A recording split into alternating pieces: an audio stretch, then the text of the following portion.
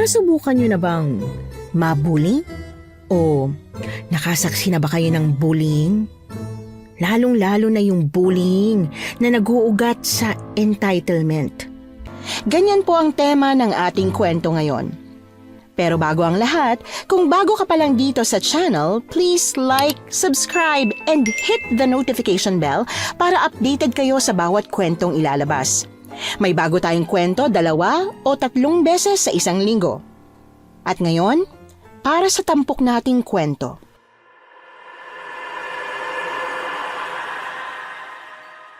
Sabi ko naman sa'yo, di ba? Ayoko na may humaharang sa daan ko. Masyado ka kasing papansin, Karina. Ano? Feeling mo ang galing-galing mo? Feeling mo mauungusan mo ako? Managinip ka, no? Ganyan ka ba talaga ka-insecure sa akin? Aabot ka pa talaga sa puntong nanakawin mo ang test paper ko para lang iset up ako? Seriously? Me? Mai-insecure sa'yo? Look at yourself. You're just a poor island girl na dapat na natili na lang doon. Akmang sasampalin niya ako, ngunit mabilis ko siyang nahawakan ng mahigpit sa braso. Pagkatapos ay marahas ko yung binitiwan. Hindi ko alam kung anong ginawa ko sa'yo masama, Hana, para ganituhin mo ako. Magmula nung dumating ako rito sa school, wala ka na ipinarana sa akin. Kundi, puro pang-aalipusta. No! Mahirap nga ako.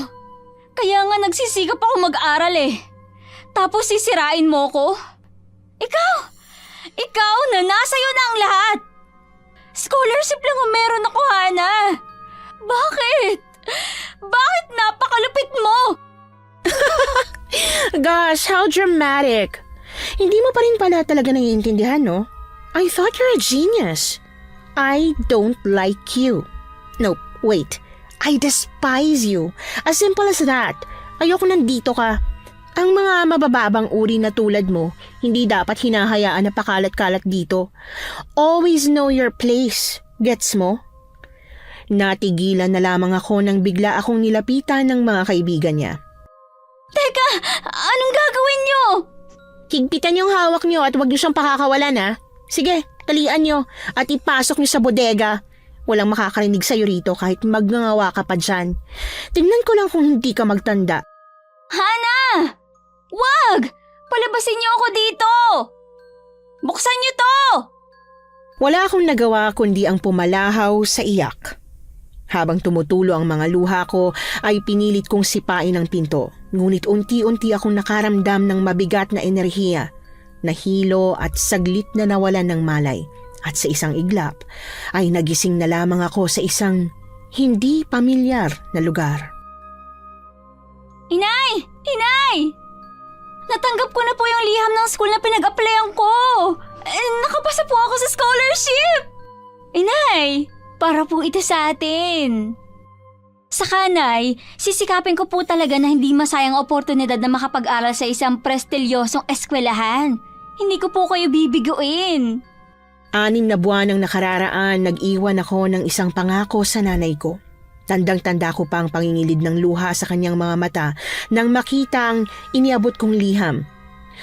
Umalis ako ng isla na bit-bit hindi lamang ang pangarap ko, kundi pati na rin ang pangarap ng aking mga magulang. Insan! Basti! Hoy! Karina? Anong ginagawa mo rito? Ano ka ba? Hindi ba nasabi ni Inay kay Tito na nakakuha ko ng scholarship dito? Ha? Hindi eh. Congrats. Salamat! Sabi ko na nga ba dito kaya enroll ni Tito Fred? Masaya ako na may kakilala ako rito. Saka magiging mag-classmate tayo. Saglit na napahinto sa paglalakad si Basti at seryosang mukha na lumingon sa akin. Karina. Pwede ba akong makiusap sa'yo? Oo ba? Ano yun? Pwede bang magpanggap ka na hindi tayo magkakilala? Higit sa lahat ay magpinsan? Ha? Sige. Yun lang pala eh. Salamat. Pasok na ako. Naiwan akong nakatanaw sa kanyang likuran. Hindi pa rin pala siya nagbabago. Panganay siyang anak ni Tito Fred, na nakababatang kapatid naman ng tatay ko. Nakapag-abroad ito at umasenso ang estado sa buhay, kaya marahil ay nagawa nitong maipasok ang anak sa school na ito. Mabait naman sila sa amin, Yun nga lang, may mga pagkakataon na kagaya nito, ipinaparamdam nila sa amin na ikinakahiya nila kami.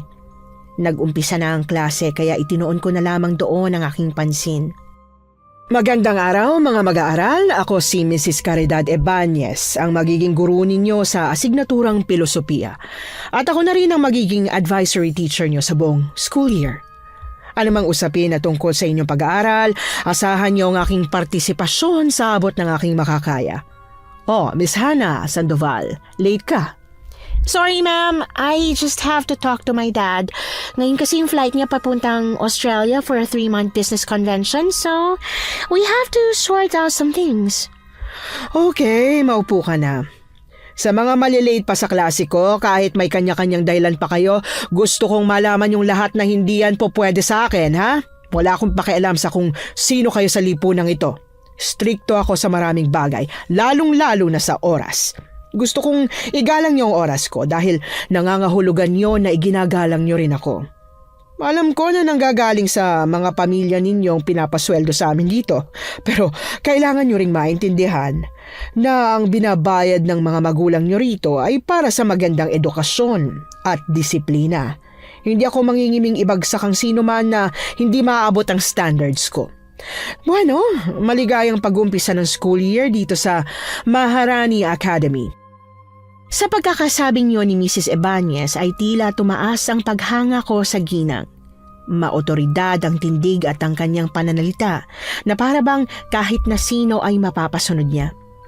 Unang araw ko sa klase at talaga namang manghang-mangha ako sa buong eskwelahan na ito, magmula sa estruktura hanggang sa mga guro. Makalipas ang ilang oras ay natapos ng pang-umagang klase namin. Karamihan sa amin ay nagtungo na sa kantin upang kumain ng pananghalian. Napatigil ako ng paglalakad sa hallway nang biglang naagaw ang atensyon ko sa malakas na boses ng isang babae. Bakit kasi hindi ka nag-iingat eh? Patawarin mo ko, Ineng. Hindi ko napansin na nariyan ka pala. Nag-iwan naman ako ng karatula rito na kasalukuyan ko itong nililinis. Nadumihan tuloy ang damit mo. At sa akin mo pa talaga isinisisi, ha? Ang tanda mo na. Dapat sa'yo nagre-retire na eh. Ang dami namang mas batang janitor dyan na hindi Okay, fine. I'll forgive you. I should be nice to the elders. Basta wag mo nang uulitin, lolo, ha? Waring napansin yata ng babae na marami nang nakatingin. Kaya parang nabago na ang tono ng pananalita nito. Nakilala ko agad ang babae. Siya pala si Hannah Sandoval, ang late kanina sa klase. Bigla naman akong nakaramdam ng awa sa matandang janitor, kaya lumapit ako rito nang maiwan na itong mag-isa. Lolo, ayos lang po ba kayo? Nakita ko po na medyo naitulak niya kayo kanina. Hindi po ba kayo nasaktan? Ayos lang ako, Ineng. Maraming salamat sa pangungumusta. Iba na talaga ang mga kabataan dito. Wala nang galang sa mga nakakatanda sa kanila. Mabuti at tila ikaw ay hindi kagaya ng mga yan. Bagong salta lang po ako rito eh. Tama ka. Ngayon lamang kita nakita sa eskwelahang ito. Halos kilala ko lahat ng mga nag-aaral dito. Kakaunti lang naman din kasi ang populasyon nito. Matagal-tagal na rin po pala kayo rito. Oo, dito na nga ako tumanda. Hindi pa man pinapatayo ang eskwelahang ito narito na ako. Ano nga palang iyong pangalan, Iha? Ay, ako po si Karina. Karina de los Reyes po. Isa po akong scholar dito. Tawagin mo na lang akong Lolo Domeng. Ikaw pala ang napiling scholar. Sa kada taon may isang bata silang pinapasok dito bilang scholar. Yun ay para lamang masabing sila'y mapaggawang-gawang institusyon. Sikapin mo na lamang, Ineng, na matapos ang iyong pag-aaral dito ng matiwasay. At kung maaari ay huwag kang magtitiwala sa kahit sino rito. Maging sa akin.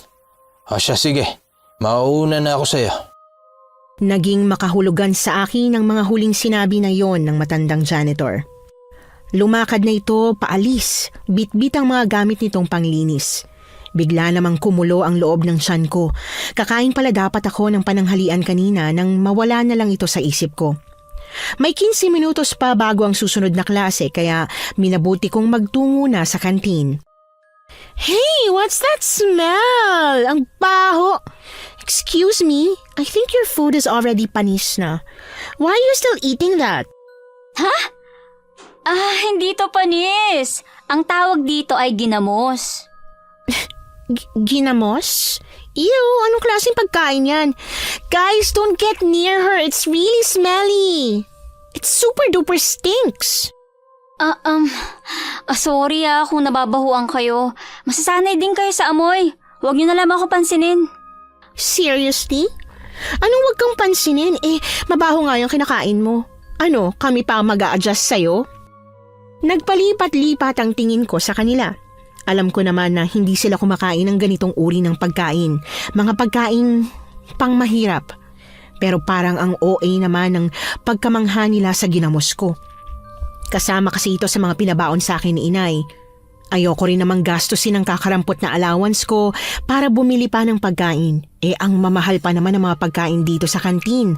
Para akong lulunok ng ginto. Hindi naman sa ganun. Pero hindi naman kasi ito madumi. Ganito lang talagang amoy nito. Hindi ba't scholar ka rito? Ibig sabihin matalino ka. Don't you get it? Humahalo sa hangin ng aircon yung amoy ng pagkain mo. So get your food out of here. Kung gusto mong kumain, doon ka sa labas. Nang hindi ka nakakastorbo rito. Teka. Huwag ka naman ganyan. Hindi kasi pwedeng kumain sa labas o sa room natin. Nakasaad yun sa student handbook. Talagang nangangatwiran ka pa, Akmang kukunin na sana niya ang lunchbox ko nang biglang dumating sa loob ng kantin si Basti. At naagaw nito ang kanyang pansin. Iniwan niya na ako upang puntahan ito. Sa wakas ay makakakain na ako ng tahimik. Hindi ko na lamang pinansin ang iba pang mga estudyanteng panay ang tawanan habang nakatingin sa akin. Pagkatapos kong kumain ay babalik na ako sa aming silid. Dumaan ako sa likod na alam kong hindi gaanong dinaraanan ng mga estudyante. Napahinto ako sa paglalakad nang may mapansin akong anino na tila nakasunod sa akin. Sino yan? Magpakita ka! Sino yan? Ineng, sino ba yung kausap mo? Lolo Domeng? Bakit tila namumutla ka? Para po kasing may nakasunod na anino sa likod ko. Sandaling lumingalinga sa paligid si Lolo Domeng, ngunit maging siya'y wala ring nakita na kahit na sino. Hindi ka dapat dumadaan sa bahaging ito, Ineng.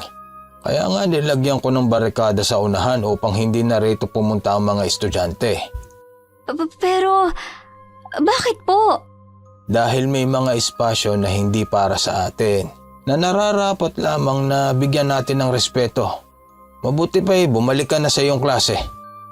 Magtatanong pa sana ako pero humakbang na ito paalis. Naguguluhan man ay umalis na lang din ako roon. Kinalma ko na lamang ang aking sarili. Matapos ang buong araw ng klase ay inabangan ko si Mrs. Ebania sa opisina nito. Magbabakasakali akong makahanap ng trabaho. Anong sabi mo, Iha? Gusto mong mag-apply bilang office staff? Opo, ma'am. Kahit tagalinis lang po ng opisina o assistant niyo po. Kahit ano po. May mga janitor naman tayo rito, kaya hindi ko na kailangan pa ng tagalinis. Wala namang pahit ang tuition mo rito. Kailangan mo mag-focus sa pagpapataas ng grades mo para mapanatili ang eligibility mo sa scholarship. Kailangan mo pa talagang magtrabaho? Opo, ayoko na pong humingi sa inay ko pa ng allowance Single mother lang po kasi siya. Total, kaya ko naman pong pagsabay ng pag-aaral at pagtatrabaho. Masipag po ako, ma'am. Hindi po kayo magkakaproblema sa akin. Pasensya na, pero hindi kita pwedeng tanggapin dito, Miss Karina. Hindi yon dahil sa hindi ka karapat-dapat, kundi ayoko lang na may estudyante akong magtatrabaho sa loob ng opisinang ito. Maiintindihan mo sana. Opo, ma'am. Naintindihan ko po. Thank you po sa time nyo. Ang opisina niya ang huli kong pinag-applyan ng trabaho. Ni isa ay walang tumanggap sa akin, kaya gano'n na lang ang lungkot ko pagkalabas ng kanyang silid. Nagpasya na lamang akong uuwi na sa aking inuupahang boarding house. Nakakapanlumong isipin na kasama pa sa gastusin ni inay ang pambayad sa tirahan ko. Kung may trabaho lang sana ako, ay hindi niya na kailangan pang problemahin yon. Sandali ako napahinto sa paglalakad nang mapansin ko ang isang matanda na tinititigan ng isang puno. Lolo Domeng? Kayo ba yan? Ano pong tinitingala niyo riyan sa taas ng puno?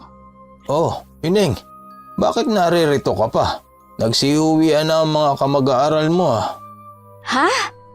Hinintay ko po kasi si Mrs. Ebanez. Hinintay ko po matapos yung klase niya. Sinubukan ko pong mag-apply ng trabaho eh. Hindi ka tinanggap ano? Tumango lamang ako bilang sagot. Muli niyang sinulyapan ang itaas ng malaking puno. Nakatanaw siya doon nang muli siyang magsalita. Ayaw kasi nilang may nakakakita sa kanila. Apo? Sino po? Ang yung guro, hindi ba siya ang pinag-uusapan natin? Kilala ko si Caridad.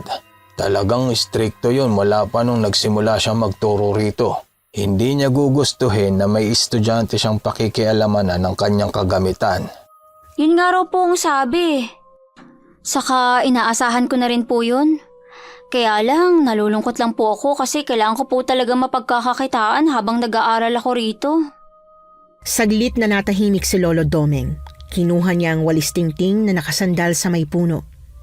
Kung gusto mo, Ineng, makikiusap ako sa admin na ipasok ka rin bilang janitor. Nangangailangan na rin ako ng katulong ko sa pagwawali sa mga dahon dito. Wala kang ibang gagawin kundi panatilihing malinis ang parting ito. Talaga po, Lo? Gagawin niyo po yun? Pwede po ako rito? Oo, Ineng. Ang buong gusaling ito ay nakatoka lamang sa akin sa paglilinis. Kaya natitiyak akong papayag sila sa oras na irekomenda kita. Maraming salamat po, Lolo Domeng. Siya nga po pala, bakit po walang ibang janitor sa department na to bukod sa inyo? Dahil ang lupang kinatitirikan nito ay pagmamayari ko dati. Bago ko ibenta sa mga Sandoval ang loting ito, ay nakipagkasundo ako sa kanila na dapat ako lang ang maglilinis dito. Ngunit dahil nangangailangan ka ng trabaho at mukha namang mabuti kang bata, kaya hahayaan kitang tulungan ako rito. Salamat po talaga at pinagkatiwalaan niyo ako. Lolo, hindi pa ba kayo napapagod? 2-story building po ang nililinisan niyo araw-araw. Mukhang mas matanda pa kayo kaysa kay Enrile. Biro lang po, Lolo. Loko ka palang bata ka eh. May kasabihan nga ang mga tao, kalabaw lang daw ang tumatanda at napapagod. O siya, ako'y mauuna na sa iyo at pakakainin ko pa ang mga alaga kong aso sa kwarter. Matapos din akong magpaalam kay Lolo Domeng, ay bahagya akong nakahinga ng maluwag sa pag-asang magkakaroon na ako ng trabaho. Kinabukasan sa aming klase ay hindi namin inaasahan na kaagad kami bibigyan ng mahahabang pagsusulit. Wala pa naman kasing gaanong tinatalakay na leksyon dahil kakaumpisa pa lang naman ang klase. Pero sinikap na lamang namin na sagutan yon sa abot ng aming makakaya. Mukhang hindi nyo napaghandaan ng pagsusulit nyo ha? Hindi ba't binigyan naman kayo bawat isa ng syllabus bago magumpisa ang klase? Masyado pala kayong spoon-fed. Bueno, matapos kong i-check ang test papers nyo, 2 lamang sa inyong nakakuha ng pinakamataas at pasadong marka. Yung iba hindi man lang nakaabot sa kalahating numero ng marka ha? Oh my gosh, guys! Hindi nyo naipasa yung simple quiz na yon? Miss Hannah Sandoval, maaari bang tumahimik ka muna dyan? By the way, here's your test paper. Isa ka sa nakakuha ng mataas na marka. Oh, I knew it. Thank you, teacher. But who's the other one? Wait, alam ko na. Si Sebastian. Hindi hindi ako. Then who? Miss Karina de los Reyes, congratulations. You perfected your quiz. Halika na't kunin mo ang iyong test paper. And to the rest of you, just drop this subject kung hindi rin lang naman kayo mag-aaral. Tipid lang akong ngumiti nang tanggapin ko mula sa kanya ang papel ko. Habang pabalik na ako sa aking upuan, hindi nakaligtas sa gilid ng mga mata ko ang masamang tingin sa akin ni Hannah. Pero sinikap kong baliwalain na lamang ito. Nang matapos ang aming klase ay bigla akong nilapitan ni Basti. Karina, sandali. Oh, Basti! Sebastian pala. Gusto ko sana mag-sorry nung nakaraang araw. Hindi naman sa pero magulo talaga utak ko nun eh. Tsaka nagulat lang ako na nakapasok ka rito bilang scholar. Sige, okay lang. Di mo kailangang mag-sorry. Isa pa, Hindi naman talaga nila kailangan pa na malaman nila magkamag-anak tayo, no? Hindi kasi, Karina, si Hana, girlfriend ko siya. Ang alam niya, mayaman ako, businessman ang papa ko, at lawyer naman ang mama ko. Kapag nalaman niyang magpinsan tayo, siguradong pagdududahan niya rin ang pagkatao ko. Bahagya akong napailing sa kanyang sinabi. Kailangan pa talaga niyang magpanggap na mayaman. Porke ba mayaman ang girlfriend niya? Yon ang tumatakbo sa isip ko. Basti, hindi ka na dapat nagpapaliwanag sa akin. Hindi ako mangingialam sa personal mong buhay, kaya wala kang dapat ipangamba. Salamat, Karina. Nga pala, Insan. Grabe, talino mo pa rin pala talaga, no? Na-perfect mo yung surprise quiz natin kanina. Ah, yun ba? Yung nakapaloob kasi ron na questionnaire, nabasa ko na sa mga libro ng high school. Sige may pupuntahan pa ako. Batid kong may sasabihin pa si Basti pero mas minabuti kong umalis na doon. Excited akong kumustahin si Lolo Domeng tungkol sa trabahong inaalok nito. Naku Ineng, magandang balita. Pumayag ang directress na maging tagawalis ka rito at pwede ka nang magsimula mamaya pagkatapos ng klase mo. Talaga po, Lolo Domeng? Salamat naman po kung ganun. Saya ko. Matutulungan ko na pong nanay ko. Oo, kaya pagbutihin mo. Ayoko nang tatamad-tamad ha? Matapos yon ay kaagad kong tinawagan si inay sa aking cellphone. Sinabi ko sa kanya na huwag na siyang mag-alala sa mga gastusin ko rito. Noong una ay hindi siya sang-ayon sa pagiging working student ko. Kaya sinikap kong kumbinsihin siya na kaya kong pagsabayin ang trabaho at ang pag-aaral ko. Oh, Ineng. Tapos na ba ang klase mo at walis na yung hawak mo? Opo, Lolo Domeng. 4 lang naman pong subjects namin ngayong araw. Kaya minabuti ko pong agahan na lang ang pagwawalis. Mainam kung ganon. Siya nga pala, pagkatapos mong ipunin ang mga dahon, sindihan mo na rito sa tapat ng puno ng akasya. At huwag mong kakalimutan na tawagin ako kapag nagawa mo na ha? Opo, Lo. Itinoon ko ang sarili ko sa pagwawalis sa mga cubicle area sa labas ng building. Hindi sinasadyang napadako ako malapit sa tinatambayan ni Hana at ng mga kaibigan niya. Binato nila sa akin ang mga walang laman na supot ng chichirya at bote ng soft drinks. Guys, medyo hindi ako updated eh. Ito na ba si Cinderella ngayon? Ba't biglang pumangit? Hey! Aray ko! Hana! Bitawan mo nga ako! Nasasaktan ako! What? Hinahawakan lang naman kita sa braso ah. Huwag kang OA. Ano bang kailangan mo sa akin? May ginagawa ako. May sasabihin ako sa'yo. Makinig kang mabuti ha. Layuan mo si Sebastian. Kung ayaw mong ipakain ko sa'yo yung mga winawalis mo. Hindi porke nakatsaba ka sa quiz, magmamagaling ka na. Hindi mo magugustuhan pag nagalit ako. Halos bumaon na ang mga kuko niya sa braso ko. Pagkatapos ay malakas niya akong tinulak. Sanhi para mapaupo ako sa lupa. Kasabay nito ang kanilang malakas na tawanan. Sinikap ko na lamang natapusin na ang aking pagwawalis. Saktong natipon ko na ang mga tuyong dahon sa tabi ng puno nang dumating si Lolo Domeng. Mabuti at natapos ka na riyan. Ako nang bahalang magsindi rito. Nakaligtaan ko palang iabot sa iyo ang posporo kanina. Oh, ano nangyari riyan? Po? Diyan, sa braso mo. Wala po. Natamaan lang po kanina ng matigas na bagay. Kung ganun, mainam ang yelo riyan. Lagyan mo pag-uwi mo upang mawala ang pasa. Tumango na lamang ako. Hindi ko gustong magsinungaling pero ayoko lang na idamay pa si Lolo Domeng sa galit sa akin ni Hana. Kung bakit ba kasi sa lahat ng estudyante rito ay ako pa ang pinagselosa na pinsan ng boyfriend nito. Hindi ko naman pwedeng sabihin dito ang tunay na relasyon namin. Ang buong akala ko hanggang doon na lang ang hinanakit sa akin ni Hana pero nagkamali ako. Students, sa susunod na buwan ay magaganap ang taon ng Pasiklaban ng Dunong. This year, 4 na departamento magtutunggali at kasama na riyan ang ating department. Kung kaya't kailangan kong pumili ng isang magre-representa sa ating pangkat. Meron ba kayong may re-rekomenda? Pag-iisipan pa ba yan, ma'am? I've been the front runner of our batch since I was in grade school. Diba, guys? Agad na sumang-ayon ang lahat sa sinabi ni Hana. Pero Hindi namin inaasahan ang magiging pasya ni Mrs. Ebanez. I'm glad, Hannah, that you're still active in this kind of competitions.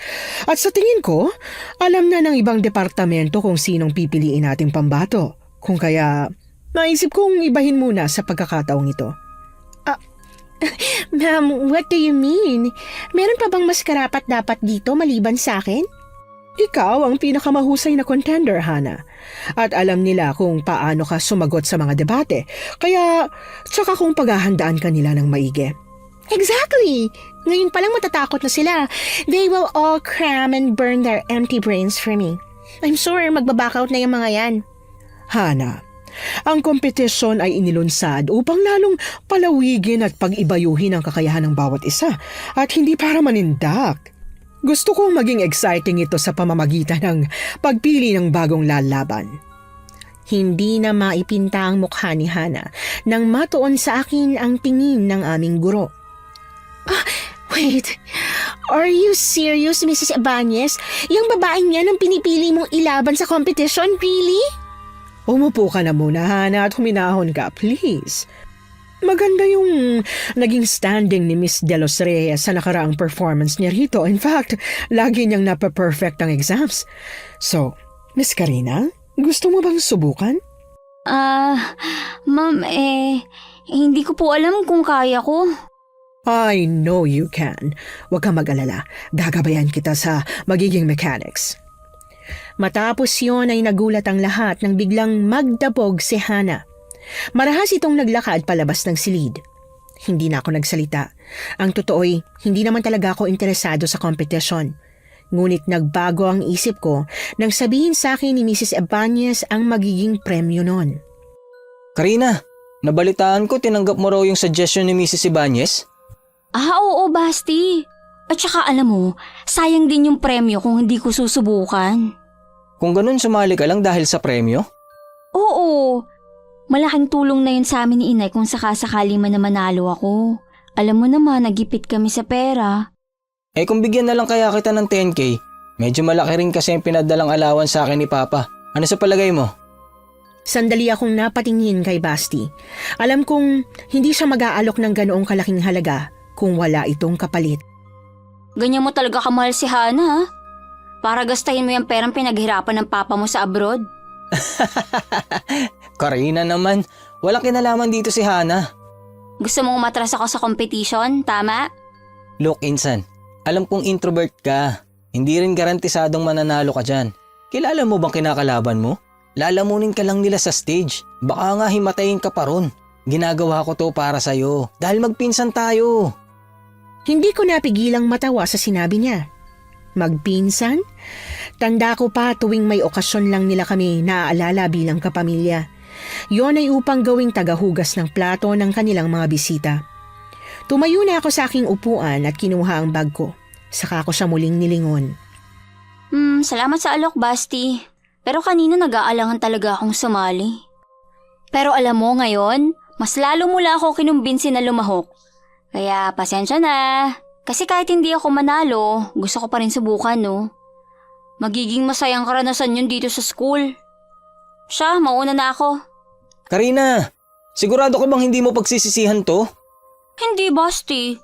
Oo nga't salat nga kami sa pera, pero may dangal din kami pinaglalaban.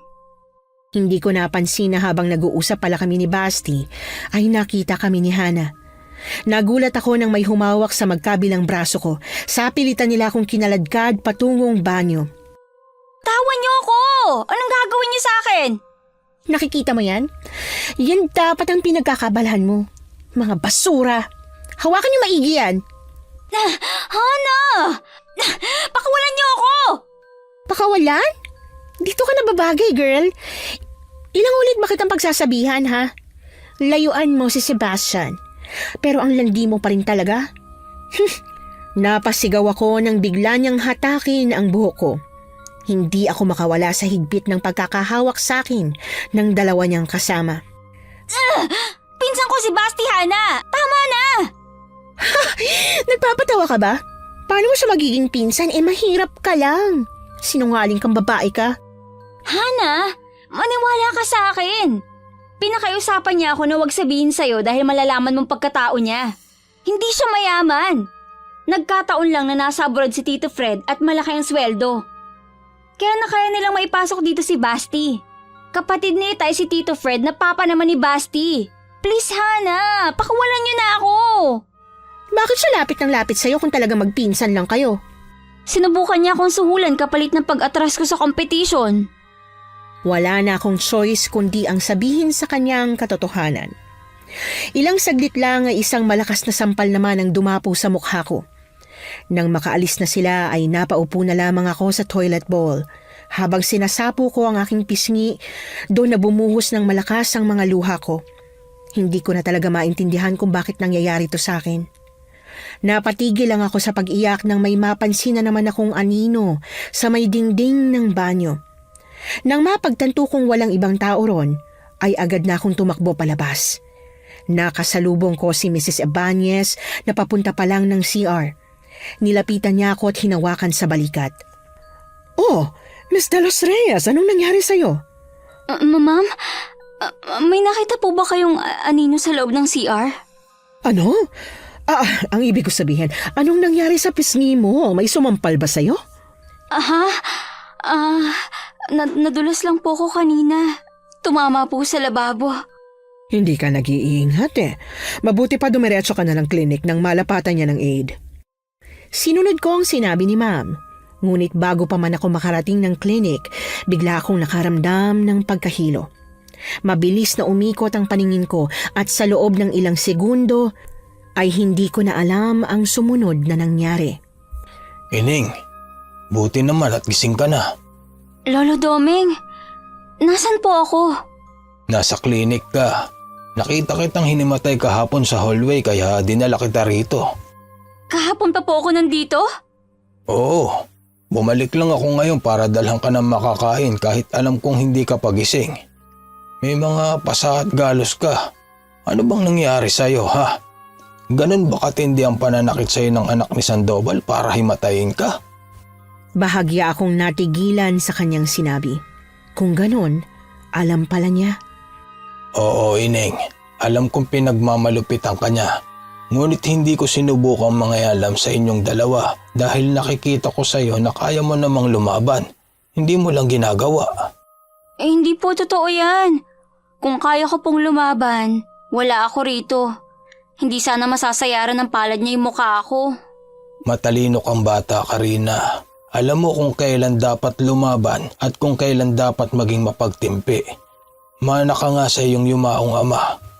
Kilala niyo pong tatay ko? Sandaling hindi sumagot si Lolo Doming. Maya-maya ay may kinuha itong tila parisukat na tanso.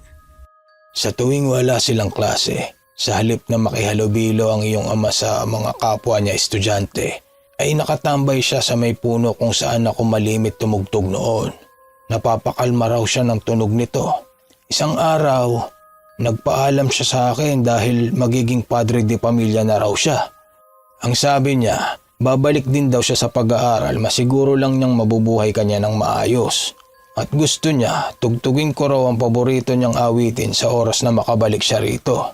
Ngunit hindi nangyari yon. Wala na po siya. Naaksidente po siya sa motorsiklo. Nako, kinalulungkot kong mabalitaan yan. Wala po akong gaanong alaala kay Itay. Kasi maliit pa po ako nung nangyari yun. Kaya masaya po ako kapag may naririnig akong kwento tungkol sa kanya. Kung ganon, hayaan mong tugtugan kita. Maraming salamat po, Lolo Doming. Parang nandito po si Itay habang tumutugtog kayo. Bawat isa sa atin ay may mundo na nakalaan.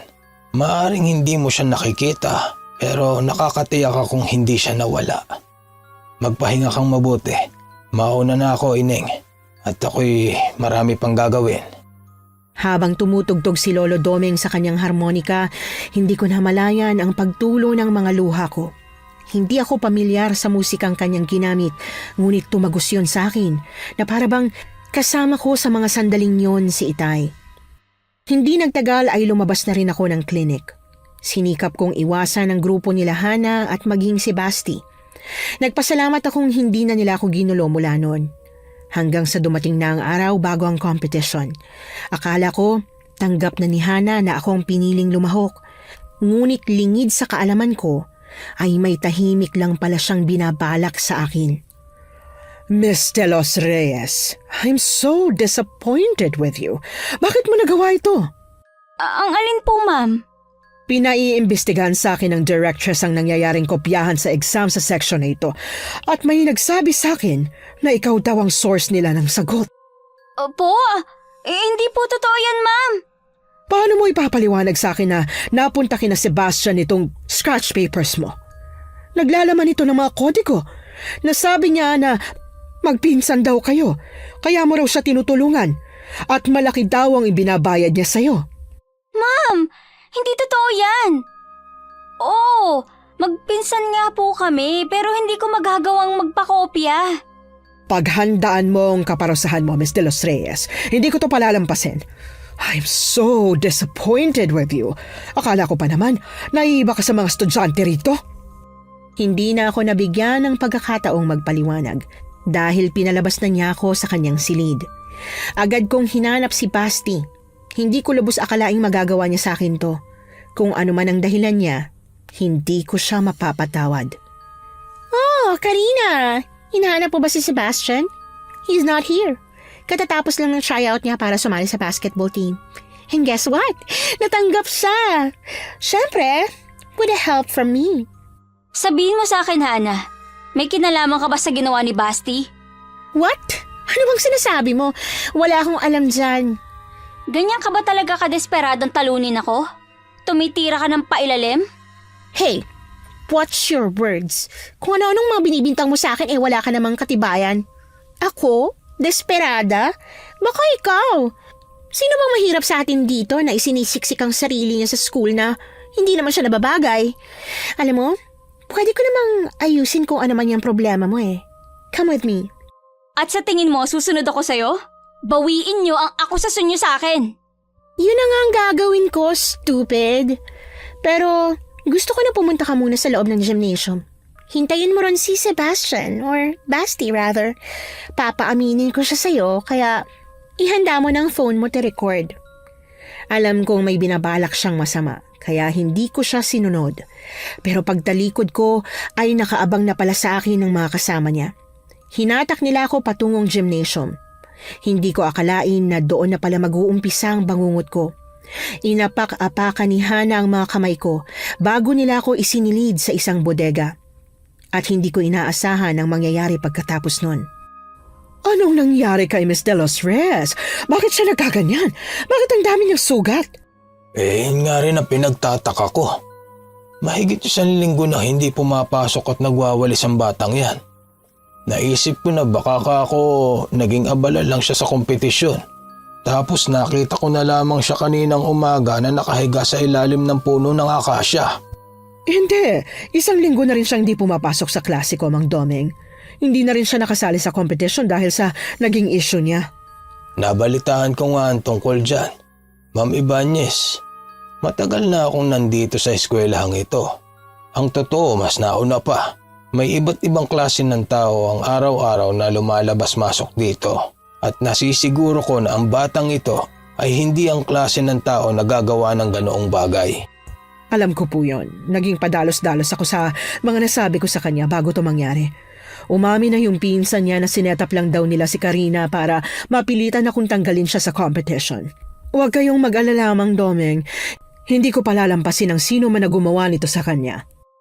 Kilala ko ang pinagmumula ng mga tinig na yon, sina Mrs. Ibanez at si Lolo Domeng. Ramdam kong nakaratay ako sa higaan pero hindi ko maigalaw ang katawan ko, maging ang mga mata ko'y hindi ko maimulat. Tama ba ang narinig ko? Mahigit 1 linggo na akong nawala? Sinubukan ko pa ring buksan ang mga mata ko nang muli kong narinig magsalita si Lolo Domeng. Caridad, tatawagin kita sa una mong pangalan. Saksi ako kung gaano mo kamahali ang trabaho mo. Dahil dyan, hindi mo nagagawang lisanin ang daigdig na ito. Anong sinasabi mo, Mang Domeng? Kilala ko ang totoong Caridad. Dapat patay na siya 30 taon na ang nakakaraan. Hindi man ako makagalaw, nagulat ako sa sinabi ni Lolo Domeng. Sunod ko namang narinig ang tagaktak ng heels ni Mrs. Ibanez. Mang Domeng, alam ko po na isa kayong dating albularyo, ngunit nakakamangha na meron pa pala kayong ganyang klaseng kakayahan. O mas tamang sabihing, malawak na imahinasyon. 1995 nang lumapit sa akin ang mag-inang Ibanez upang magpagamot. Ang sabi nila, tinaningan na raw si Caridad ng doktor dahil ganun kalubha ang kanyang karamdaman. Maging ako, nung makita ko siya'y alam kong hindi na magtatagal ang buhay niya. Pero 1 buwan ang nakalipas, bigla kang nagpakita. Halos lahat sa iyo ay nag-iba. Malakas, matalino, maging ang iyong pananalita at pagkilos ay iba na rin. Hindi ka ba masaya sa nakikita mo, Mang Domeng? Ibig sabihin lang nito ay isa kang magaling na albularyo. Napagaling mo ko. Ang balat mo sa likod ng iyong liig, hindi ko nakita noon sa totoong Caridad. Ilang sandali ay wala akong narinig na nagsalita sa kanila. Tila natahimik si Mrs. Ibanez sa sinabi ni Lolo Domeng. Maya-maya ay naramdaman ko ang pagbabago ng tono nito. Ano ang gusto mong mangyari ngayon, Mang Domeng? Palalayasin mo ba ako sa katawang ito? Hindi ko gagawin yon. Nakikita ko naman na wala kang ginagawang masama sa mga tao at iniingatan mo ang iyong reputasyon. Bukod doon, ramdam kong payapa na ang tunay na may-ari ng katawang yan. Pero meron lang sana akong ipapakiusap sa iyo. Ano yon? Ang batang yan, huwag mo sanang hayaan na matanggalan siya ng karapatan sa kanyang sariling katawan. Marami ng paghihirap ang dinanas ng batang yan. Hayaan niyo sana siyang mabuhay. At paano ka naman nakakasiguro na may kinalaman ng mga engkanto sa pagkawala ng batang yan? Halos buong buhay kong inaalagaan ang lugar na ito. Kaya parang karugtong na nito ang ugat at laman ko. Alam ko kung ano nangyayari rito. Hindi ko kontrolado ang mga engkanto, Mang Domeng.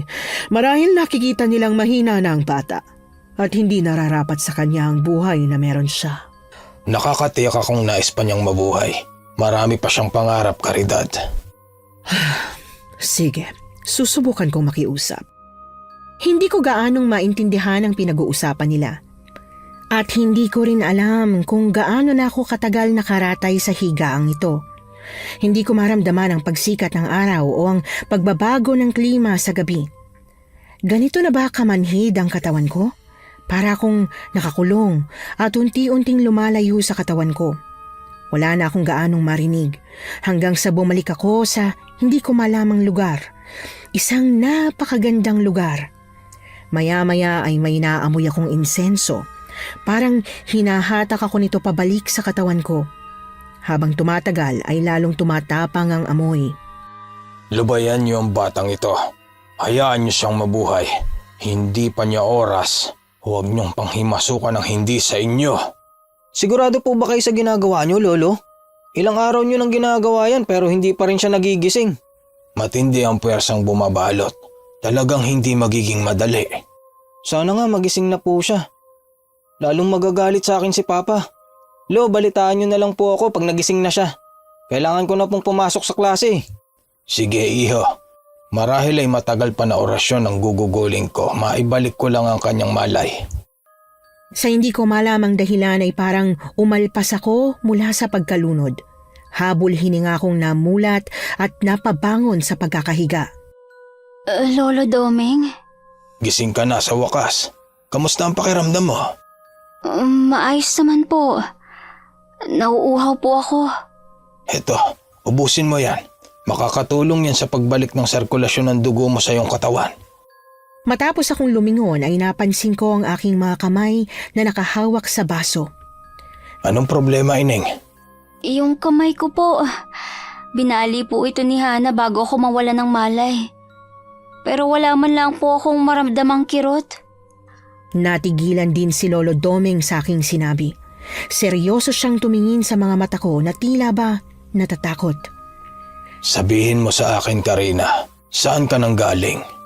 Ang huli ko po kasing natatandaan, dinala ko ni Hana sa bodega at kinulong nila ako ron. Tapos, nawalan ako ng malay saka nanaginip. Na parang hindi. Para po kasing totoo. Sabihin mo ang mga nakita mo roon. Napunta po ako sa hindi ko kilalang lugar. Maraming bulaklak at nagtatayo ang mga puno. Tapos sa gitna nun, may isang malaking palasyo. Kumikinang na parang ginto. Maraming pagkain at magaganda yung tanawin. Napakaganda ron, Lolo Doming. Sa sobrang ganda, parang ayoko na pong umalis. Pero hindi yun ang mundo natin, Karina. Mabutit hindi ka kumain o tumanggap ng kahit ano roon. Sa mga sandaling yon ay nahiwagaan na ako. Ang buong akala ko talaga ay isa lamang yung panaginip. Ngunit sa pagkakasabing yon ni Lolo Doming ay tila alam niya ang lugar na yon. Ano po ba yung lugar na yun, Lolo? Pasensya na, Ining. Pero hindi ko maaaring bigkasin ang pangalan ng mga lugar na iyon.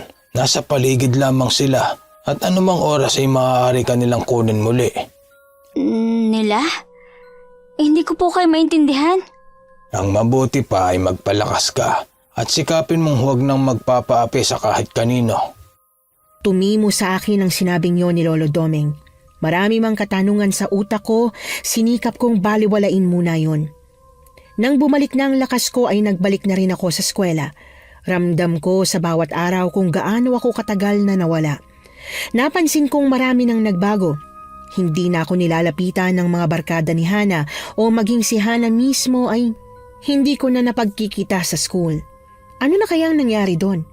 Kailangan niyang pagbayaran ang ginawa niya sa akin. Oh, Miss Karina, I'm glad na nakabalik ka na. Thank you po, ma'am. Nabalitaan ko po, dinalaw niyo raw po ako sa klinik. Oh, sobra kasi ako nag-alala na hindi ka na nakakapasok eh. And then nakita ka na lang na nakahandusay sa... Okay, enough about that. Marami kang kailangang habulin sa lessons pero wag mo masyadong stress ang sarili mo, ha? Opo, ma'am. Nga po pala Bala ko palang sanang itanong kung nasaan na sina Hana at Basti dahil kapwa ang mga itong wala sa loob ng silid. Bigla namang may pumasok na babaeng hindi kaagad namin nakilala. Miss Sandoval? Ikaw ba yan? Yes, ma'am. Bakit balot na balot ka yata, Iya? May lagnat ka ba? If you're not feeling well, dapat magpahinga ka na lang sa bahay ninyo. No, I'm okay. Marami na akong absences eh. At saka ayaw naman ni Daddy na mag-homeschooling ako. I should run daw for cum laude at least. Ramdam ko ang nerbiyos sa boses ni Hana. Pero nung tumingin siya sa gawi ko, ay magkahalong gulat at galit ang namutawi sa kanyang mga mata. Marahil ay hindi niya inaasahan na makita ako sa maayos na kalagayan matapos ang ginawa niya. Ngunit hindi lamang pala siyang magugulat. Pagkaraan ng aming klase ay kinausap ko si Mrs. Ibanez. Kinumusta ko ang sinabmit kong reklamo sa disciplinary committee. Ma'am, bakit hindi po pwedeng ireklamo si Hana at Sebastian sa ginawa nila sa akin? Ay, sa maniwala ka man o sa hindi, kinausap kong maigi ang directress. Hindi raw sila maghahain ng suspension at lalong-lalo na ng expulsion para kay Hana. At regarding naman kay Sebastian, napatawa na siya ng 1.5 buwang suspension. Naparusahan si Basti? Pero si Hana wala man lang kahit na anong parusa? Hindi naman po gagawin yun ni Basti kung hindi niya inutos. Saka bukod po doon, binalian nila ako ng kamay at ikinulong sa stock room. Halos 2 linggo ako nawala ng malay dahil sa kanya. Noong umamin si Sebastian sa pag-set up sa'yo, hindi niya dinawit ang pangalan ni Hana. At tungkol naman sa sinasabi mong pangbabali sa kamay mo, wala kang pinangahawakang medico-legal. Ayaw magbigay ng ganong medical result ng resident doctor sa clinic. At nakita rin nilang maayos naman ang kamay mo. Isa pa, major stockholder ang tatay niya sa eskwelahang ito, kaya imposible talagang hinihingi mo. Dismayado akong lumabas sa opisina nito.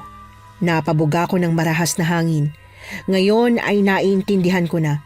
Wala talaga akong laban sa impluwensya ng pamilya ni Hana. Pero dahil himala pa akong nagising, hindi na ako papayag na aapak-apakan pa niya ako sa pagkakataong ito. Alam kong masama ang loob mo, Ining. Ngunit huwag mong hayaang pangibabawang ka ng puot sa iyong pagkatao. Hindi niyo po kasi naiintindihan kung saan ako nanggagaling, Lolo Doming. Munti ka na po ako mamatay sa ginawa nila sa akin. Ano? Porke mayaman sila, pwede na nalang gawin lahat? Makinig ka. Maaaring hawak nga nila ang mundo sa ngayon, ngunit hindi sa lahat ng pagkakataon.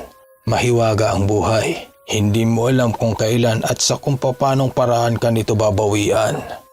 Ipinagpatuloy ni Lolo Domeng ang pagsasalansan ng mga naipong basura sa trash can. Habang ako naman ay halos ihampas na ang walis na hawak ko dahil sa nararamdamang galit. Simula ng araw na yon ay sinikap kong makahabol sa lahat ng leksyon noong mga nagdaang araw na nawala ako. Gusto kong maungusan si Hana. Hindi siya nararapat maging cum laude. Basti, anong ginagawa mo rito? Suspendido ka pa sa klase dahil sa ginawa niyo sa akin, di ba? Oo.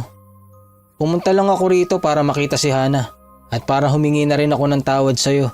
Galit na galit si Papa nung makarating sa kanya yung ginawa ko. Pati si Tita Lorna nagalit na rin kay Papa dahil sa akin. Ayoko mag-away ang pamilya natin.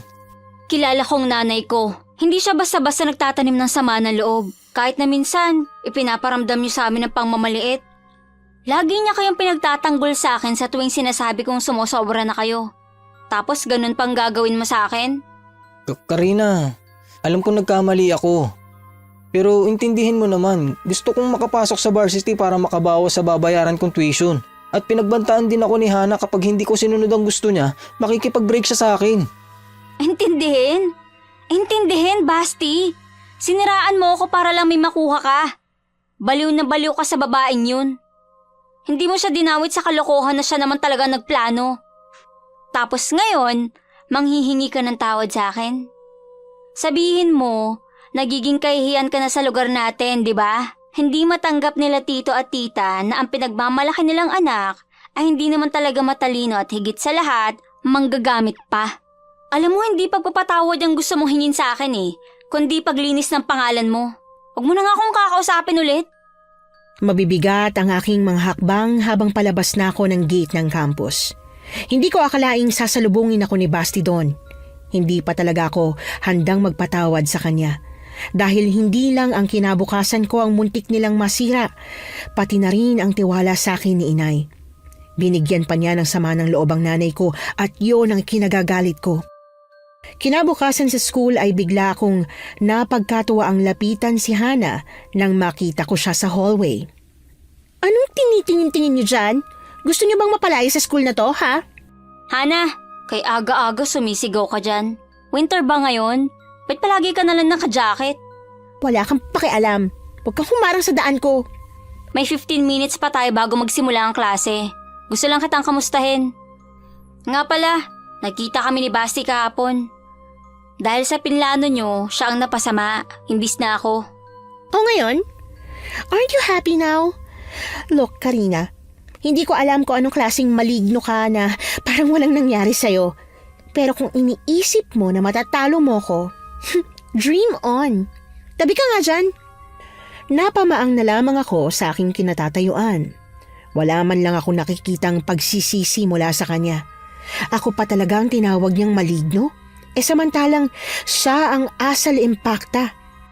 Mas lalong umigting ang galit ko kay Hana, pero nagulat na lamang kami sa aming nakita ng aksidenteng matanggal ang hood sa kanyang ulo.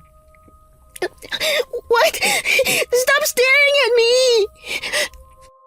Ano nangyayari sa'yo, Hana? Bakit nabubulok ang balat mo? Tinatanong mo pa talaga? Ikaw ang may kagagawa nito! Ano? Bakit ako? Listen everyone! Listen! Itong babaeng to, binabarang niya ako. Kaya nagkaganito ang itsura ko dahil galit siya sa akin. Malignong babaeng yan! Oy, Hana, magdahan-dahan ka sa mga pananalita mo. Wala akong ginagawa sa iyong masama. At least wala pa. Hindi mo ako katulad. Oh, come on! Alam ng lahat dito kung gaano ka katagal na nawala at hindi matagpuan. Tapos, all of a sudden, makikita ka na lang sa ilalim ng puno ng akasya. Kung hindi ka maligno, baka anak ka ng kapre! Malapit na akong mapikon sa lahat ng mga pinaparatang niya sa aking kabaliwan. Kung wala lang kami sana sa campus, nasa puko na ang bibig niya. Akmang sasampalin ko na sana siya nang biglang dumating si Mrs. Ibanez. Oh! Anong nangyayari rito? Hana, ano? Binabarang ako, ma'am, ng babae yan. Help me! Nagpa-consult na ako sa mga doktor. At hindi nila malaman ko anong sakit ko. Nag-umpisa lang naman to nung mawala yung babaeng yan eh. If I know, palihim niya akong binabarang habang wala siya dito sa school.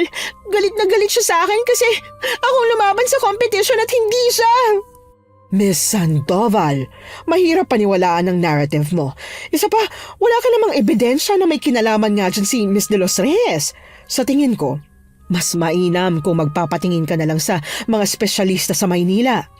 No! Hindi ako aalis dito hanggat nandito pang babae niyan. I-expel niyo muna siya rito at saka lang ako aalis. Tumigil ka nga, Hana. Wala kang karapatang gawin sa akin yan. Of course I can. I own the school. Isang sabi ko lang kay Daddy, mapapalayas ka na rito. Now, Mrs. Epañez, kung mahal mo pang trabaho mo, do everything you can to get this witch out of here. Sandaling natahimik ang aming guro. Tumingin ako sa kanya. Kinakabahan ako na baka kampihan nga niya si Hana. Hindi na ako magugulat kung sakaling mang mangyari yon. Pero hindi ganoon ang nangyari. Miss Sandoval, natitiyak ko na maski ang iyong ama hindi matutuwa kapag may pinaalis tayong estudyante dito nang walang sapat na basihan. Seriously? Mas kilala ko ang daddy ko. Ayaw niyang nasistress ako sa pag-aaral ko. At sasabihin ko sa kanya na bad influence ang babaeng to. Hana, pinapangalagaan ng institusyong ito ang malinis na reputasyon. Bukod doon, isa rin itong negosyo na hindi hahayaang masira ng iyong ama dahil lamang sa'yo. Hindi mo naman yata gugustuhin na ungkatin pa ang bullying issues mo rito sa nagdaang mga taon, hindi ba? Matagal ka nang pinagtatakpan ni Mr. Sandoval para lang hindi masirang eskwelahang ito. Kaya huwag nating hintayin na umabot na naman ito sa CHED. Hindi na nakasagot pa si Hana at lumakad na rin paalis si Mrs. Ebañez. At bago pa man kami muling magkagulo, ay tinalikuran ko na rin siya. Sinariwa ko ang mga narinig ko kay Mrs. Ebañez tungkol kay Hana. Kung ganon, hindi lang pala akong binuli niya. Ilan na kaya ang mga minalas na estudyanteng dumaan sa kalupitan ni Hana at sumuko na lang. Naiisip ko pa lang kung anong kaya niya pang gawin, napapapikit na lang ako sa inis. Para sa akin ay hindi siya tao. Ang alam ko, hindi sa bayang ito nag-elementary ang anak ni Sandoval kundi sa abroad. Nang makapag-asawa siya ng taga rito, ay minabuti niyang dito na pag-aralin ng high school ang kanyang unika iha. Lolo Doming, sa tingin niyo po, bakit po lumaking ganun si Hana? Hindi po siya marunong maawa. Bukod marahil sa lumaki itong sanay na nasusunod ang gusto, ang nakikita kong dahilan ng kasamaan ng kanyang ugali ay may kinalaman sa tunay niyang ina. Yung una po bang asawa ni Mr. Sandoval, ano pong nangyari sa kanya? Ayon sa mga sabi-sabi, nagkaroon daw ng ibang lalaki at basta na lamang silang iniwan ng kanyang mag-ama nang walang pasabi. Pero alam ko ang tunay na nangyari. Ano po? Hayaan na lang natin yun sa nakaraan. Magtatanong pa sana ako pero tumalikod na ito paalis. Habang nagwawalis ako ay biglang sumagi sa isip ko na usisain si Lolo Doming tungkol kay Hana. Kung bakit nagkaroon ito ng malaimpaktang pag-uugali. Pero kahit pa matapos ko nang marinig ang mga yon, ay hindi ko pa rin makuhang makaramdam ng kahit nakatiting na simpatsya para rito. Walang sasapat na dahilan para mang-agrabyado siya ng ibang tao. Lolo Doming, tapos ko na po linisin ang hallway. Manghihiram lang po sana ako ng posporo para sindihan itong mga tuyong dahon. Lolo Doming! Lolo Doming? Nasaan kaya siya? Kanina narito lang yun eh. Alam ko ang ginagawa ninyo. Alam ko na aawa kayo sa batang yon. Ngunit hindi makabubuti sa kanya ang ginagawa niyong paraan. Hindi rin tama na nangingialam kayo sa buhay ng mga mortal. Ihinto niyo na ito bago pa may madamay na inosente. Lolo Doming? Sino pong kausap niyo riyan? Ha? Wala. Itong puno lang. Nakikiusap akong papagpahingahin man lang na tayo sa pagwawalis. Tumigil muna siya sa paglalagas ng kanyang dahon. Tapos ka na ba sa gawain mo? Oo. Hinahanap ko nga po kayo kasi manghihiram ako ng posporo. Iniwan ko lang dun sa pulang balde. Halika na, tumalis na tayo rito. Ramdam ko ang pagkabalisa ni Lolo Doming habang lumalakad kami palayo sa puno ng akasya. Malinaw sa akin ang mga narinig ko. Ngunit kung bakit ngayon inililihim ay naging palaisipan para sa akin. Habang lumilipas ang mga araw, naging misteryoso na ang kanyang mga kinikilos. Nakakaramdam na rin ako ng takot sa lugar na ito. Hanggang sa isang balita ang inanunso ni Mrs. Ebanez bago mag-umpisa ang aming klase. Makinig kayo, students. Makinig! Ang inyong kaklasing si Miss Hannah Sandoval ay opisyal nang nag-drop out sa kanyang subjects. Ngayong araw din mismo ang kanyang flight papuntang US upang doon magpagamot. Alam kong hindi naging mabuti ang kanyang naging pakikitungo sa karamihan sa inyo, ngunit sana'y hilingin pa rin natin ang kanyang ikagagaling. Sabihin niyo nga po sa amin, Mrs. Ebanez, ano po ba talagang meron sa lugar na to? Anong ibig mong sabihin, Miss Karina? Nawala po ako ng mahigit kumulang 2 linggo. Habang si Hannah naman po ay nagkaroon ng hindi maipaliwanag na sakit. Kaya sabihin niyo po sa amin, mayroon po ba kaming dapat malaman tungkol sa lugar na to? Karapatan po namin malaman para makapag-ingat naman po kami. Ilang segundong hindi sumagot ang ginang bago siya nagpakawala ng isang malalim na buntong hininga. Tumingin muna siya sa labas ng bintana at saka siya bumaling sa akin. Ang meron lamang dito ay kayo, ako at ang lupang inaapakan nyo. Lahat ng nakikita nyo may buhay na dapat igalang. Kung marunong kayong rumispeto, siya kung hindi kayo mapapahamak. At tungkol naman siya sa sinasabi mo, Miss De Los Reyes, hindi namin alam kung bakit ka nawala ng ganun katagal. Pero, Mrs. Ebanez… Meron pa tayong klase na dapat talakayin. Kung meron ka pang mga personal na katanungan, sadyain mo na lamang ako sa aking opisina pagkatapos ng trabaho ko. Pero kung wala rin namang kabuluhan ng bagay na itatanong mo, mas maiging wag mo na lamang sayangin ang oras ko. Pwede ba? Kahit na sinabi niya yon, tila naging mailap na si Mrs. Ebanez. Hindi na niya ako hinarap nung pumunta ako sa opisina niya. Hindi na talaga maganda ang pakiramdam ko rito, ngunit mas pinili ko na lamang na huwag na munang intindihin yon. Lumipas ang ilang buwan. Nagulat na lamang ako sa biglang bumungad sa akin sa labas ng inuupahan kong kwarto. Hannah? Yung mukha mo, anong ginagawa mo rito? Saka bakit ka nilalangaw? Karina, I'm begging you. Gusto mo ba lumuhod ako? Luluhod ako. Teka! Tumayo ka nga. Pwede ba akong pumasok? They're all staring at me. Ay, sige, pasok ka. Kung may masama kang pinaplano sa akin, huwag mo na ituloy. Hindi mo na teritoryo to. No! Isa pa, hindi naman kita kakayaning saktan eh. Alam kong marami na akong nagawang mali sa'yo. At kung ito ang ganti mo sa akin, please patawarin mo na ako. Please! Teka, hanggang ngayon, iniisip mo na ako pa rin ang may kagagawan sa sakit mong yan? Hindi siya sumagot. Bagkus ay muli siyang lumuhod sa harap ko. Umiiyak. Mukhang hinang-hina na siya. Tuluyan niyang tinanggal ang balabal na nakapalibot sa kanyang leeg at ulo. Lumantad sa akin ang nabubulok niyang balat at may naglalabasan pang laksa-laksang buhay na uod. Sinakop na noon ang buong mukha niya. Wala nang bakas ng dating makinis at malaporselanan niyang kutis. Wala sa loob na napatakip ako ng aking bibig dahil sa pagkabigla. Paglapag pa lang namin sa Amerika, dumiretso na kami agad sa pinakamagandang ospital doon. Dumaan ako sa maraming tests, kung ano-anong medication ang ginawa at ininom ko. But still, palala lang ako ng palala. The doctors, they kept on experimenting on my case. Kung ano-ano na ring terms ang tinawag nila sa karamdaman ko. But my guts kept on telling me that this is something that I have to deal with you. Hannah, oo, marami kang ginawa sa akin. Napakasama. At aaminin ko, hindi pa kita napapatawad. Pero kahit kailan, hindi kita ginantihan. Hindi dahil sa hindi ko gusto, kundi dahil hindi kaya ng konsensya kong tularan ka. Kung ano man ang nangyayari sa'yo ngayon, wala akong kinalaman. Karina! Alam mo, baliwala yung pagmamakaawa mo, Hannah. Gusto man kitang tulungan, hindi ko alam kung paano. Kaya tumayo ka na riyan. Hindi ko na talaga alam kung anong gagawin ko. I'm hopeless. I think I'm dying. Siguro nga, kapurasahan to sa lahat ng kasamaang ginawa ko sa iyo at sa iba pang mga binuli ko. Galit ako sa mundo. My mom, iniwan niya ako for another man when I was just 6 years old.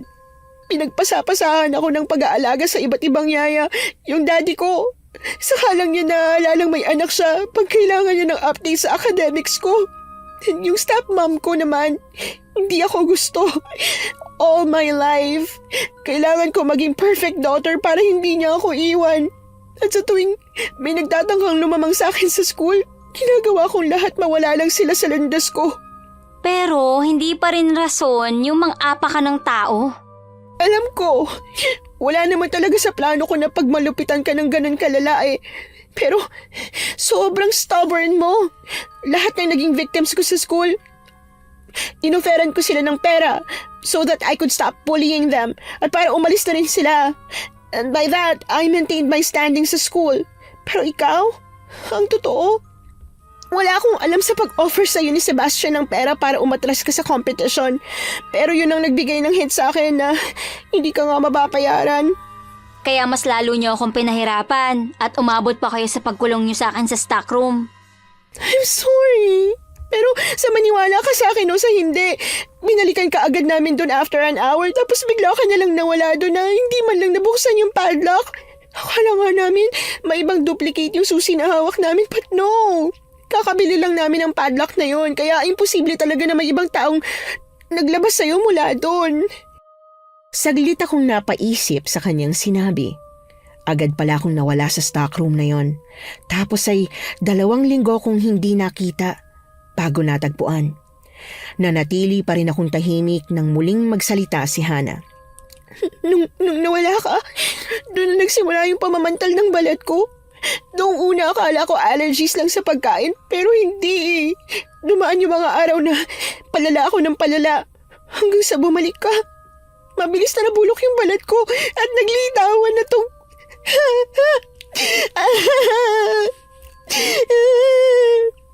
Hana, hindi talaga ako may gawa niyan. Kung hindi ikaw, sino? Hindi ko alam kung may kinalaman ba to sa pagsulpot ng sakit mo.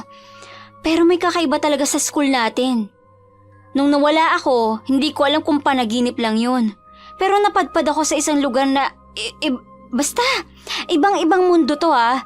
At nung bumalik na yung malay ko, parang narinig ko nag-uusap sina Mrs. Ebañez at Lolo Doming.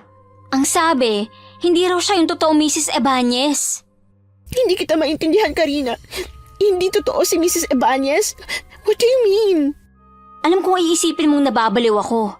Pero may kakaiba talaga akong nararamdaman sa mga tao ron. Alam mo na isang araw, naabutan ko na lang si Lolo Doming na nakikipag-usap sa may puno. Pero walang sino man ang nandun bukod sa kanya. Ibig mong sabihin, may ibang element sa school na hindi pa natin nakikita? Mariin akong tumango. Hindi ako sigurado kung maniniwala siya sa mga sinabi ko o pinipilit pa rin niyang binarang ko siya. Pero tila may inaalala siyang kung ano bago muling nagsalita. Palagi kong tinatanong noon si Dad kung bakit siya nagtayo ng school sa place na yun. At kung bakit niya ako pinipilit na doon mag-aral. He said na yung place na yun, isang bulawan. Hindi ko siya gets eh. Pero nung ni-research ko, ang ibig sabihin pala ng bulawan sa Tagalog, ginto. Ang tagal nang nakatayo ng school na yon pero wala naman silang nahanap na ginto dun eh. At hindi rin naman sila naghahanap. Until now, I don't understand why he's so obsessed with that place. Mabuti pa, alamin natin ang totoo. Baka yun din ang susi para mawala na yung nararamdaman mo. Hindi ko alam kung kaya pa kitang matulungan dyan, Karina. Feeling ko anytime mamamatay na ako. Huwag mo sabihin yan, Hana. Marami ka pang kasalanan sa akin na dapat mong pagbayaran. Aalamin natin ang totoo. At hindi ko to ginagawa para tulungan ka. Ayoko ng ganitong laban. Kahit gusto kong panoorin kang mamatay, hindi ko gagawin. Thank you, Karina. Alam kong hindi ko deserve to, pero... Teka nga, saka ka na magdrama. May naalala ko. Si Lolo Doming, narinig ko na dati siyang albularyo. Baka matulungan ka niya. Wait, You just told me na parang may something sa janitor na... kay Lolo Domeng. Tapos gusto mo na lumapit ako sa kanya? Saglit akong napaisip. Kahit may inililihim si Lolo Domeng, naging mabuti naman siya sa akin. Hindi niya ako pinabayaan. Maya-maya ay bumaling ulit ako kay Hana. Hinawakan ko ang kanyang kamay nang walang anumang pandidiri. Magtitiwala ka ba sa akin? Mangiyak-ngiyak na pinagmasdan muna niya ang mga kamay ko at saka mahinang tumango. Noong araw ding yon ay nagtungo agad kami kay Lolo Domeng. Bahagya pa itong nagulat nang makita kaming magkasama. Anong sadya niyo rito? Wala namang klase ngayon dahil araw ng linggo. Lolo Domeng, sinamahan ko po si Hana rito kasi nagbabaka sakali ako na baka matulungan mo siya. Tulong? Anong klaseng tulong ba yon? Nalaman ko po kasi dati, albularyo daw po kayo. Kaya naisip ko pong baka... Hindi ko kayo matutulungan. Kung saan mo man narinig ang balitang yan, isa lamang kasinungalingan. Magsiuwi na kayo. Pero Lolo Domeng... Karina, hindi ko alam kung ano yung mga nalaman mo. Pero nasisiguro ko lang sa inyo, hindi ako ang makakalunas ng nararamdaman niya. Sige po. Baka guni-guni ko nga lang yung mga narinig ko nung wala akong malay, Lolo. Kung ganon, narinig mo ang pag-uusap namin ni Mrs. Ibanez. Marahan akong tumango. Tiningnan ko si Hana. Bakas na ang panghihina ng kanyang katawan. Tila may nais siyang sabihin kay Lolo Domeng ngunit nag-aalangan lang ito. Kahit na hindi mo ako matutulungan, gusto ko mag-apologize, Lolo Domeng. Alam ko pong hindi po maganda yung naging treatment ko sa inyo noon. Bago man lang ako mamatay, gusto ko pong mag-sorry. Ining, oo, totoo ang sinasabi ni Karina na dati akong albularyo. Pero hindi ako makakalunas sa sakit mo, kundi ikaw. Ano pong ibig niyong sabihin? Halika kayo, maupo tayo ron sa may puno. Gusto ko sanang panatilihing lihim ang tungkol dito. Ngunit sa tingin ko'y kailangan nyo ng malaman. Alam nyo, ang lugar na ito, hindi dapat pinatayuan ng eskwelahan. Noong araw kasi, walang kahit ano rito bukod sa malawak na kagubatan. Pinangangalagaan namin ang lupaing ito. Hindi lamang ang mga puno rito, kundi lalong-lalo na ang mga nakatira ritong hindi natin nakikita. Ito namang ama mo, Hana, nalaman niya ang tungkol sa isang misteryosong syudad ng mga engkanto. Sinubukan kong ilaban ang lugar na ito. Pero naging porsigido ang iyong ama. Buo ang kanyang paniniwala noon na kapag dito siya nagtayo ng paaralan, magiging maswerte sa negosyo at karangyaan. At natupad naman yon. Sobrang yaman ni Sandoval ngayon. Pero ang lingid sa kanyang kaalaman, lahat ay may kapalit. Kung ganun po, itong sakit ko ang naging kapalit? Hindi, Ineng. Bawat aksyon na ginagawa natin, may kapalit na bunga. Nakita nila kung gaano ka naging kasalbahe sa iba. Kaya nakakatiyak akong ikaw lang din ang makakapaghilom sa sarili mo. Ang naging kapalit ng pagpapatayo ng eskwelahang ito ay ang iyong ina. Saglit kaming nagkatinginan ni Hana na parehong naguguluhan. Ang buong akala namin ay iniwan siya nito para sumama sa ibang lalaki. Tandang-tanda ko pa noong magkasamang bumisita rito ang mag-asawang Sandoval. Nakursunadahan ng iyong ina ng isang lalaking engkanto. Ginawa nito ang lahat, makuha lamang ang loob ng iyong ina. Lihim itong nagpapakita sa kanya na may kaaya-ayang anyo. Hanggang sa ginawa na nila ang kaparehong paraan na ginawa kay Karina. Ilang araw din na nawalan ng malay ang babae. Sinubukan ko siyang orasyonan sa abot ng aking makakaya. Mahatak ko lamang ang kaluluwa niya pabalik sa kanyang katawan. Ngunit siya na mismo ang kusang bumitaw.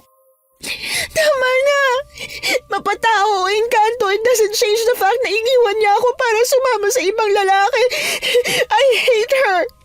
Hana, huminahon ka. Hindi pa natin alam ang buong katotohanan. Baka may dahilan ng mami mo kung bakit niya ginawa yun. Oo, tama ang iyong sinabi, Karina. At iisa lang ang nakikita kong dahilan kung bakit mas pinili nitong sumama na lamang sa engkanto na yon. Ano po yun, Lolo Domeng? Yun ay upang iligtas ang kanyang asawa, ang iyong ama, Hana. Tulad ng sinabi ko, hindi dapat pinakialamanan ni Sandoval ang lugar na ito. Galit na galit sila. Kaya alam kong buhay dapat nito ang kukuning kapalit. Ngunit sa tingin ko, mas pinili ng iyong ina na isakripiso ang kanyang sarili, wag lamang mawala ang iyong ama at maging ikaw. Matapos marinig ang mga isinalaysay nito ay bigla na lamang nagtatakbo sa malayo si Hana habang humahagulgol sa iyak. Susundan ko na sana siya pero kaagad akong pinigilan ni Lolo Domeng. Hayaan mo muna siya. Hindi madali ang kanyang pinagdadaanan. Lo, may pag-asa pa po bang gumaling ang kalagayan ni Hana? Mayawa ang Diyos at kalikasan. Matuto lamang siyang magpakumbaba, magpatawad at tanggapin ang katotohanan. Natitiyak akong maghihilom din ang lahat ng sugat. Naisip ko lang po, Lo. Kung hindi niyo po pala ako naibalik sa katawan ko, baka tuluyan na rin akong napasa kamay ng mga engkanto. Hindi ako ang nagbalik sa iyo mula sa mundong yon kundi ikaw mismo. Sinabi ko na sa iyo dati na may taglay kang lakas at pananalig sa sarili. Oo nga't nakatulong ang aking orasyon, ngunit sarili mo pa rin ang lumaban. Hindi ka nagpadaig sa tukso sa kung ano man ang meron sa lugar na yon. Ngayon ay maliwanag na sa akin ang lahat. Ang lugar na yon ay hindi lamang isang panaginip. Nakakatakot man kung iisipin yung posibilidad na hindi na pala ako nakabalik. Isang magandang karanasan na rin na nasaksihan ko ang mahiwagang syudad na yon. Makalipas ang 6 na buwan ay muli kaming nagkita ni Hana. Nagpunta ako dito para makita ka bago ko pumunta sa LA. Doon na kasi ako mag-aaral eh. Titira na ako sa lolo't lola ko. Sa wakas, hindi na ako didiktahan ni Daddy sa mga pangarap ko at sa mga bagay na matagal ko nang gustong gawin. Masaya ako para sa'yo, Hana. Unti-unti na rin nawawala yung mga sugat mo. Oo nga eh. Sabi kasi sa akin ni Lolo Janitor na kailangan ko lang daw matutong magpatawad sa sarili ko at sa dad ko. At tigilan ko na rin daw yung pagiging salbahe ko. Isa pa, nakatulong din talaga yung... what do you call that again? Pagtatawas. Oo, yung pagtatawas. Sobrang tiyaga ni Lolo Janitor sa panggagamot sa akin. Tapos one day, makakabawi rin ako sa kanya. Sabi ko, I'll take care of him pag tumanda na siya. Talaga? Gagawin mo yon? Well, I can hire a nurse for him. Sus, akala ko pa naman. Mabuti naman at nakakangiti ka na, Hana. And it's all because of you.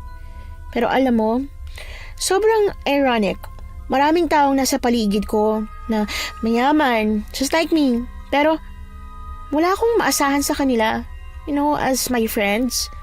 Pero ikaw, mortal kitang kaaway, diba? Ikaw pa yung nandun nung hinang-hina ako. Kaya habang buhay ako magsusorry sa'yo sa lahat ng mga evil things na ginawa ko. Karina, pwede ba kitang yakapin? Hindi na ako sumagot. Ako na mismo ang yumakap sa kanya. Naramdaman ko kung gaano siyang nagsisisi.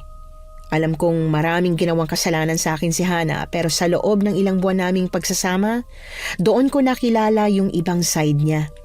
Tumutulo pa rin ang luha niya nang maghiwalay na kami sa pagkakayakap.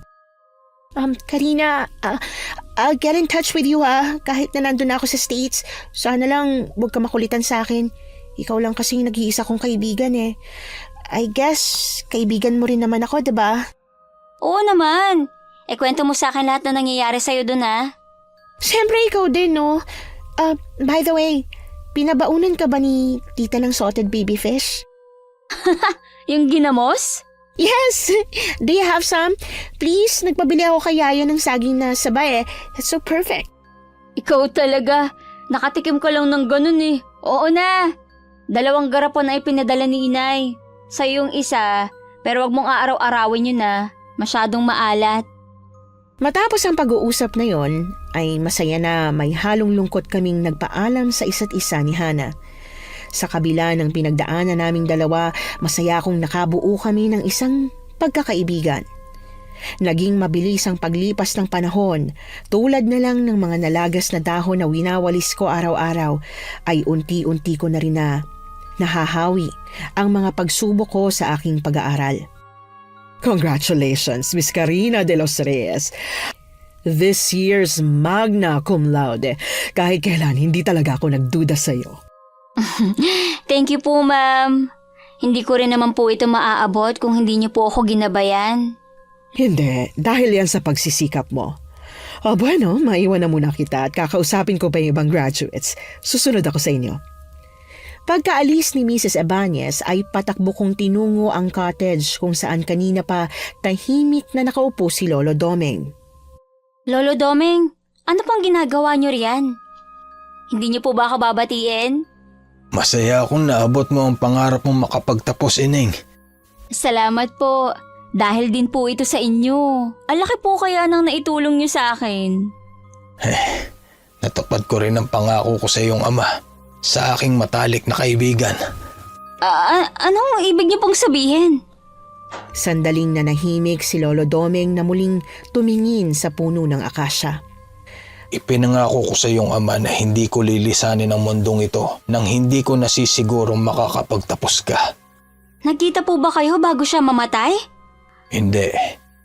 Hindi ko nga alam na namatay pala siya sa isang aksidente. Nung dumating ka rito, bigla kong narinig ang tunog nitong harmonika na nakapatong lamang naman sa aparador. Noong mga sandaling yun, nakuha ko na ang gusto niyang iparating. Simula nun ay sinubaybayan na kita. At doon ko nalaman na nilalapitan ka na ng nilalang na hindi katulad natin. Kaya po ba nung maramdaman ko may sumusunod sa aking anino, naroon po kayo? Oo. Ang totoo, paglabas mo pa lang ng kantin ay nakasunod na sa iyo ang aninong yon. Kaya pareho ko kayong sinundan. Kasabay nun ay palagi nang nagpaparamdam sa akin ang kaluluwa ng iyong ama. Marahil ay binabagabag siya para sa iyo kung saan man siya naroroon. Mapait akong ngumiti sa sinabing niyo ni Lolo Domeng.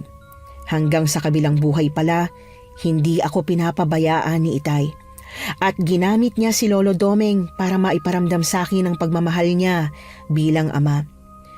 Naudlot ang pag-iyak ko nang may humawak sa akin mula sa likod. Hey, why are you crying? Hana? Anong ginagawa mo rito? Kailan ka pa bumalik galing Amerika? Kaninang umaga lang, kumuha ako agad ng ibang flight papunta dito para maabutan ko yung graduation mo. Mutikan pa nga akong maliit, ano ba yan? Oh, by the way, congrats, bestie. Graduate ka na. My goodness, magna cum laude pa. Masaya ako para sa'yo. Thank you, Hana. Hindi ko akalain na pupunta ka sa graduation ko Nasurpresa talaga ako. I know, right? Pero hindi lang sarili kong surprise ko para sa'yo, no? Tara po, Lolo Domeng. Nagpa-reserve ako sa restaurant na malapit lang dito. Isa-celebrate pa natin yung achievements ni Karina. Talaga, Hana? Yes! Naghihintay na nga yung van ni na Sebastian at tita eh. Kanina ka pa nga hinahanap ng nanay mo, bigla ka raw nawala. Buti na lang, alam ko kung saan ka pupunta. Pasaway ka talaga. Natawa na lang kami pareho. Kahit ayaw ni Lolo Domeng ay napilit din namin itong sumama sa amin para kumain. Doon ay nakilala niya rin ang aking ina. Masaya naman itong ikinuwento ang mga alaala nito kay Itay. Nagkabati na nga rin pala kami ni Basti, kaya naroroon din siya sa celebration na ginawa ni Hana para sa akin. Sa huli ay nanaig pa rin ang pag-iibigan ng mga ito sa kabila ng magkaibang agwat sa buhay at distansya. Nagpakatotoo si Basti kay Hana, kaya mas lalo lang siyang minahal nito.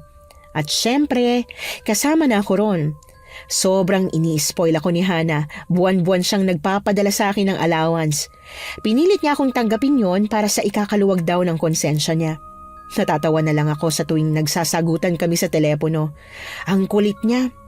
Hindi pa rin nawawala ang pagkamaldita niya kung minsan, pero nando naman ang tinatago niyang bait na sa akin lang daw niya ipinaparamdam. Masaya akong naging magkaibigan kami sa kabila ng lahat ng pinagdaanan namin. Magkaiba man kami ng mundo ni Hana, sinusubukan namin na magtagpo sa gitna nun. Naisip namin na mas mainam na yon kesa mapunta kami sa mundo ng mga engkanto. Nagustuhan niyo po ba ang ating kwento ngayong araw? Kung oo ang sagot at hindi mo pa nagagawa, subscribe na! Click the notification bell para updated ka sa tuwing maglalabas kami ng bagong kwento. Click like at mag-iwan na rin ng comment. Masayang-masaya ako tuwing nagbabasa ng messages mula sa inyo. At kung may sarili kayong karanasan na gusto nyong ibahagi sa amin, email lang sa missanhorrorstories@gmail.com. Dire-diretso lang, missanhorrorstories@gmail.com. Malay nyo, sa susunod, yung kwento na ninyo ang binabasa namin para sa ating mga tagapakinig. Hanggang dito na lang muna at maraming salamat sa inyong panonood.